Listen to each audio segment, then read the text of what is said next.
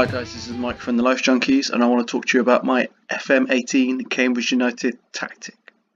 Now, the 10 people that watched my WWE Hell in a Cell match ratings video, my first video, will have noticed that that came from a pretty rigid script. I typed up something, took me 2 days, and I changed a word here or there, but otherwise it was pretty to the script.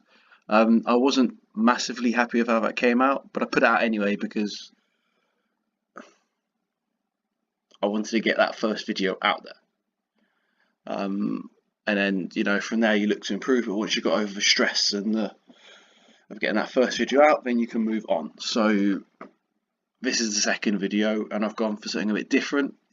Many people have followed my save. I say many people. A few people have followed my save on Andre or Casey Rense's site. I'll be putting a link to that in the description.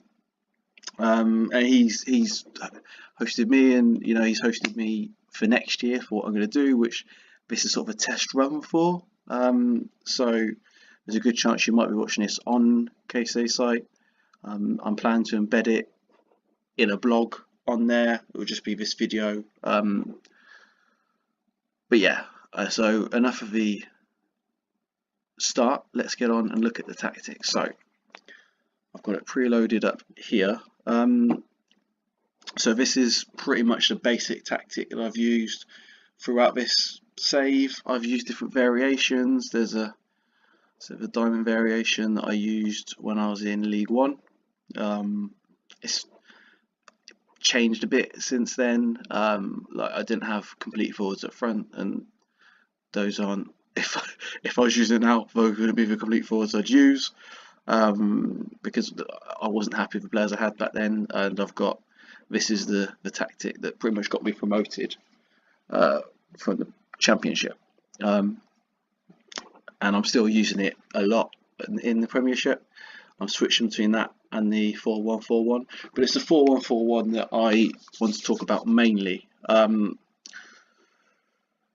So right, let's start about right. So I started with control from the start, because I wanted a team that attacked quickly.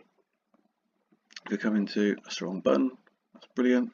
Right, so if we come into the tactics screen, into the team instructions screen, if we look at how I set it up, so the idea was control, because I wanted the fairly quick tempo. Like I don't want us to just... The players I've got in my team are fairly low in technical ability, so the idea was I didn't want them to hold it on for too long, but I didn't want to try to play too fast, and I felt about there what control gave me was what I was after. It was originally set up with runners off a ball in Martins, particularly down the flanks, so passing to space was on at the start. I've taken that off now, mainly because of a conversation I had in the middle of my 6 championship seasons with FM Pressure James on the FM Slack, and the idea is that at that point I had a few playmakers in the squad, and I wanted them to be the ones playing the majority of the riskier balls, so we took that off. I always have prevent short goalkeeper distribution on in most of my tactics, unless I've dropped right down to a defensive, and I've dropped the defensive line right down. I think I like to. This is one of the things I like my keepers to, in general, kick it along, especially for Cambridge, because I don't trust my current defenders. My current defenders a bit more, but in general, I haven't been able to trust my defenders to play the ball out from the back. Any amount of pressure they put on and put under, and they were liable for a mistake or two. I could trust them to not make mistakes defensively, as I talked about in my mistakes happen blog post. But if you gave them the ball for too long, and I wouldn't want to see what happens there. I have added closing down more as we got on, because I wanted that aggressiveness from the players. I tend to quite like, and if you saw the 4-4-2, that's quite an aggressive tactic. So we've got that, but like if you look at the player stats, it's all this. A lot of it is close down more. He actually should be on close down more, I think. Close down more, not tackle harder. They should be. No, just close down more. Right. Anyway, I've had the version. This all comes. I've been prattling about with this, trying to improve it a little bit. Really, what I want to do is just switch him back there and pull him back there. But I've got two brilliant strikers in Donaldson and Jovic, and I can't not play them. They are two. Well, Donaldson won the Golden Boy last season, and Jovic is fast catching up with him. Those stats, those physical stats, are brilliant. He is, for my level, I got him for under $1 million. Yeah, 600k. He hasn't quite pulled in the return. Donaldson's been the real winner up front, but those stats, those pretty stats. But anyway, so that's sort of why. And structured, the idea of going structured was this is something that Dajit talks in about a lot in some of his videos, and I was already doing it before he talked about it, but he made it a bit clearer. I sort of stumbled onto this, but it makes sense. The idea of structured is that we're further apart, so we can get the ball further quicker in counter attack. So we've got the higher tempo, and we've got the structured team shape, and it just means that him and him are further up the pitch when we're turning around the ball in defence. So look at the actual player roles I've used. So sweeper keeper is brand new this season. I was lucky enough to get Edison in for, is it 10.5 million? Yeah, 10.5 million this summer. I hadn't planned to bring in a new goalkeeper, but he came up in my scout reports and I couldn't really say no. So this guy for Ivorion, Hassan Agnero, that's probably awful, but the idea was that he was going to be my keeper going forward, and I was going to nurture him a bit. He's pretty good. He's hits pretty much most of the points that I like from a keeper. Great personality, but he's had to drop down to number 2 now because I couldn't say no to Edison, and I wanted him to try and add something more. We tend to play, I haven't pushed on a higher up, but we're on control, so the line's fairly high anyway. So the idea of having a sweeper keeper who could make use of that space, and even in just in our last game, he played the ball over the top for Donaldson, who headed down for, he's not actually on the Marin, to run forward and score. And that's exactly what I want from my sweeper keeper, that he's moving about and playing the balls. Anyway, so let's talk about the ball. Let's talk about centre backs first. My centre backs have pretty much been the same throughout the save. I've got 2 guys that sit at the back. They're normally big, they're normally fast, and that's pretty much all I want. Holger Müller. I sounded more like I was ill than I was saying a name. He's a left back that I brought in, and he had no ability at centre back at all. But if you look at those stats, that's not a wing back you're looking at. That to me is a centre back. He's got a good first touch, decent vision. It means I feel comfortable with him on the ball, and I'm not going to be making him a ball playing defender and asking him to play the ball forward, but I'm happy with him in that role. Those physical stats are perfect. So yeah, I saw that, and I couldn't find a decent centre back, so I pitched for him to move him in. Strike was another new signing. Again, he's not brilliant on the ball. He's not atrocious. He's not going to try and pass the ball to the midfield and end up putting it in the back of his own net. But let's not put too much time. Let's not put too much time on the ball.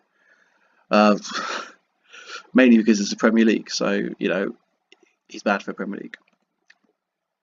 So the wing back attack has been one of the few roles that I have not changed at any point during this save. It might be the only one. Even centre backs, I dabbled with a ball playing defender when I first signed Eoghan O'Connell, who is, there he is, Eoghan O'Connell. He's getting a bit old now, he's starting to fall apart, but his passing stats when I was in the Championship were brilliant. He was like my best playmaker in defence. I had him next to Trevor Chalobah for 1.5 glorious seasons. Anyone that's seen the first part of my Cambridge World Cup squad post will have seen me talk about him with much love. And yeah, he was great. So he was my ball playing defender. I never really replaced him, unfortunately. But yeah, so the wing back attack, that has been my Ashley Cole. I'm fairly boring with how I set up. My favourite ever football side is the 2009-10 season Chelsea team under Carlo Ancelotti, with Ashley Cole, Nicolas Anelka, Florent Malouda, Didier Drogba, Michael Ballack, Michael Essien, Frank Lampard, John Terry, Branislav Ivanovic, those guys. That for me is the best football I've ever seen. People are probably getting very angry right now watching this and about to send me abuse, but for me that is my top as a Chelsea fan. So, and that Ashley Cole Malouda partnership is something that I've always tried to recreate on FM, and I've never quite got it right. This is probably the closest I've got to it. He's not even set up right. He's meant to stay wider. There you go. See, it's not even right. This is, I'm sure tactics sort of lose part of what they're meant to do, sort of lose some of their instructions would be the more intelligent way of saying that. But anyway, so yeah, so this guy, I'm not going to try and say his name, he's Maloney from Chelsea. Literally all he's got to do is just bomb up that wing. He's not technically exactly what I want. His crossing's okay, but those physical stats, that pace, acceleration, that's pretty much what I'm looking for in that side of things. And the work rate, that means he gets up and down. I'd like to work on the crossing, but I've only got him at the moment for a season. So, you know, the last guy I had on loan from Chelsea last season, they kept him to play in the first team. He left me his worth like 30 million. That was my attacking midfielder. On the other side, this started out as a fullback support. Thomas Chancellor himself started out as a left winger attacking midfielder. But I looked, the marking, the tackling, the positioning's not brilliant, but and I struggled to find a backup left back last season, so I moved him back just to use him in the off case, and he worked really well. In fact, he ended up taking that position off Jay Silva, but because he's right footed and I've really struggled to find a decent first team right back, I've moved him across, and he's done brilliantly for us this season. Yeah, so okay, it's not perfect, he's had a few injury problems, but he's done well. And in the matches, he's in the right positions, and he's doing the right things, and yeah. So I'm getting sort of what I want for him. Now I've literally just changed this player. He was a deep lying playmaker. In fact, I was playing club captain Hamza Chowdhury there. Chowdhury was our best pass completion last season with like 92% or something. Again, he's not phenomenal, especially not for Premiership, but he's doing a brilliant job back there, and he's club captain. He's been with me for quite a few seasons now, and I don't think there are rumours a few seasons of him leaving, probably about there, but he's stayed with me, and yeah, club captain. He's done a great job. It's just the reason I've changed back to Anchorman, because it was Anchorman originally, is that we're in the Premier League now. We're not, you know, in the Championship, we're almost getting to be a big team. We're never going to be one of the big teams in the Championship, but we're getting bigger. So we're probably, I reckon, ability-wise, top half. So I wanted the deep line playmaker to sort of control the game a bit more so we could turn over the ball. But what I'm really looking for now is a bit more defensive solidity. So I've changed 2 of the roles in my midfield. I've changed my deep line pickup to an anchor man, who will literally just sit at the back, and that's the position, the role. It's better to say that is the role that got us promoted from League One and League Two. That's what I had there. I had a guy who is Gary Duggan, who did a very good job there, and I had Jason Mulumbu or Mulumbai, who was on loan from Brighton. Again, he did a brilliant job there. Before he had work permit issues and I couldn't sign him, but Brighton could play him, which was a weird quirk of Brexit on this game. I just realised we've been talking for 15 minutes. Maybe I should have had a script. Maybe I should start again. I'm going to talk for a bit longer. Might do this all again in a second. Moving forward, inverted wing back. This is meant to be my Malouda role. So the idea there is he stays wide and then sort of cuts in when he's got the ball at the last moment. Again, Rejovic is one of my wonderful Serbians. Those physical stats are brilliant. I don't need him to be able to jump. Natural fitness would be great, but you know, I'm not going to be using him until he's old and I've got players to rotate around him. I rotate fairly heavily. So yeah, he's been only 2 goals so far, but again, he's been a menace to defences. So yeah, he's still warming in. On the other side, Ivanovic has been brilliant. I think he was our player of the season last season. We have been very, very lucky with right wingers. I had Giovanni Brown there for many, many seasons until he ended up losing his slot. And now, as soon as I came to Premiership, I found Ivanovic, one of my wonderful Serbs, who was stunning last season. So this is how I was playing at the start. With this. And so the idea is, this is when I had Giovanni Brown, and he was my most playmaking type of player. So the idea behind it, I started off with him back here in the first season, but it wasn't getting what I want. The idea was I had Ikpeazu here, who was dropping deep, and Brown was doing the same as I've got them doing now and pushing forward. But what I found for me was I wanted Ikpeazu further up. I wanted him on the defenders, using his strength and his pace, which he had both in abundance at the time, to get beyond them. So I pushed up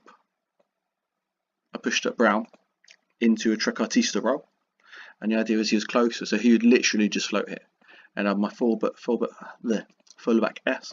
And actually, which would upset FM pressure, I was playing a Corello on this side, with the idea that he would add extra cover. When I realised that he wouldn't actually do what he was supposed to do, that's why I changed it back to a CMS. He wasn't a Corello for long, maybe a season or 2.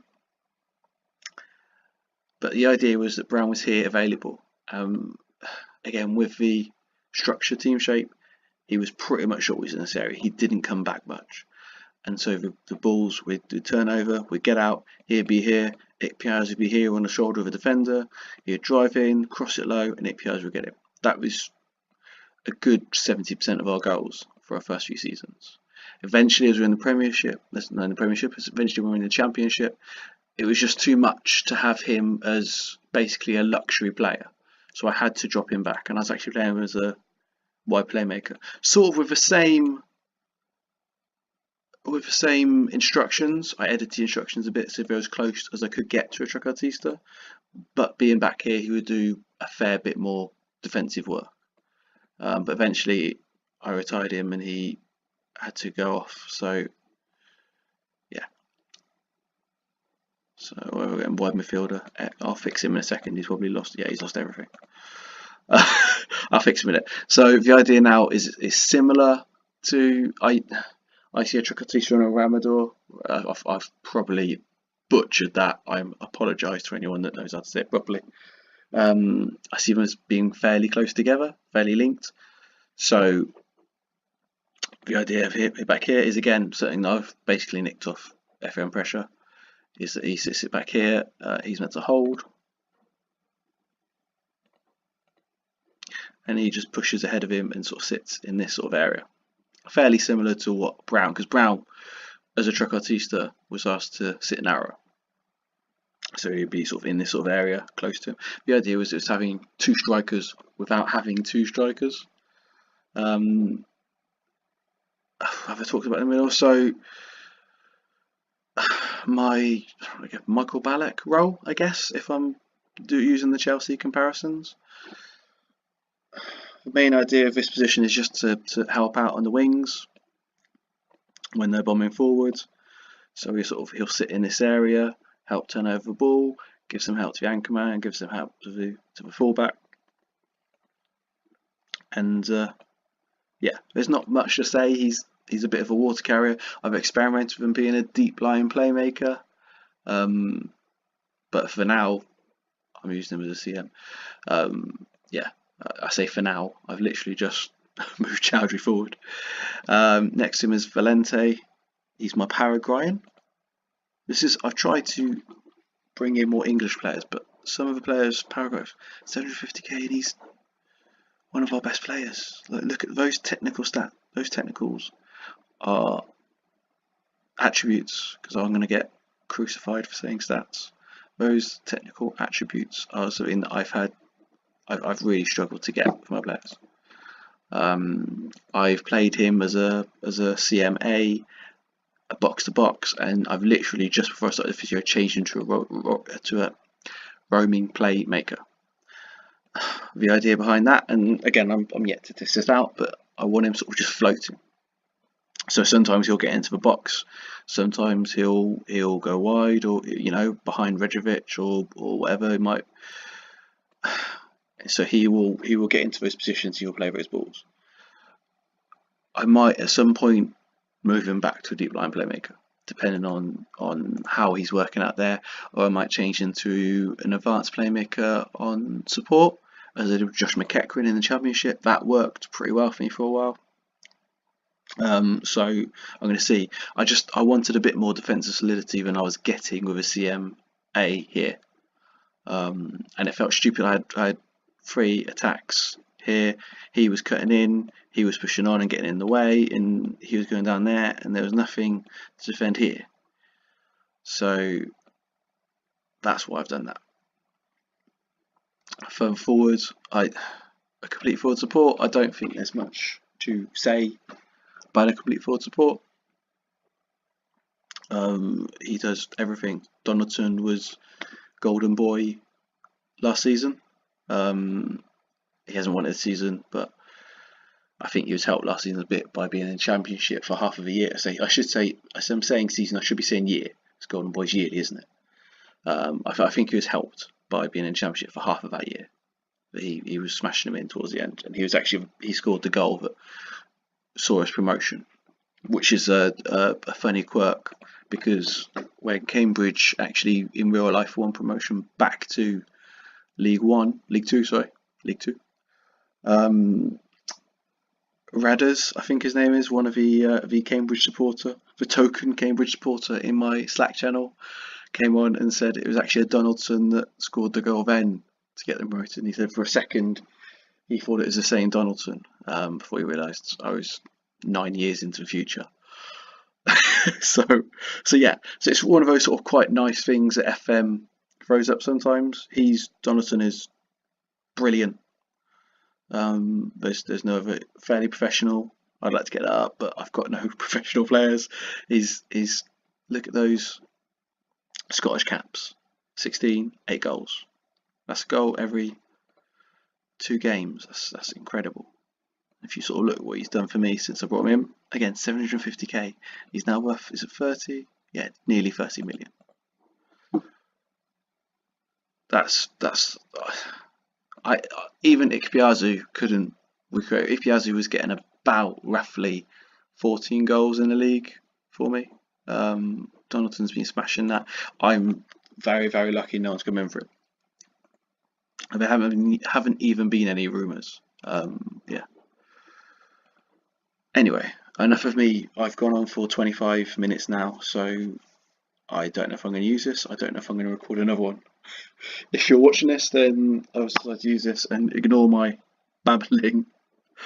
So yeah, so that's my FM18 Cambridge tactic, and I hope you enjoyed.